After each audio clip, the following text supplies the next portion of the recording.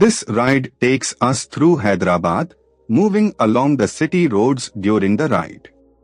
The mood here is calm and focused, with the sound of the engine carrying us through the changing rhythm of the streets. Let the road unfold naturally as we settle into this stretch. A little further along, this part of the route shows a grounded side of Hyderabad, where everyday movement defines the street. Shops, side lanes, and passing vehicles build a sense of momentum, and the pace stays steady. It is the kind of stretch where the ride feels less like a destination and more like a continuous observation.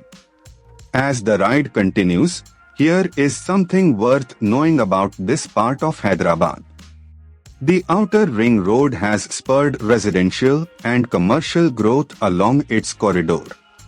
That local detail adds depth to what might otherwise seem like a simple road, and it reminds you that every ride here passes through layers of history and routine.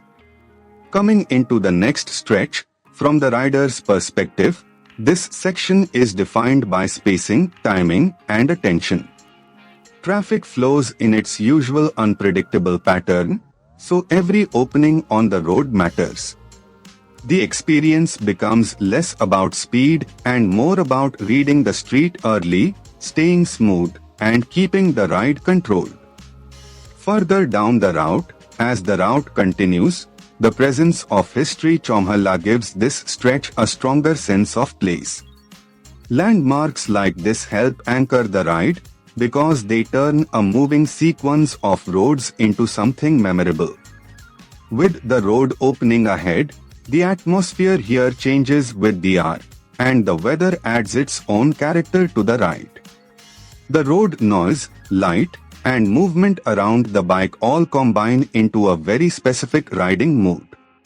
That is what makes city POV footage work best when the narration supports the scene.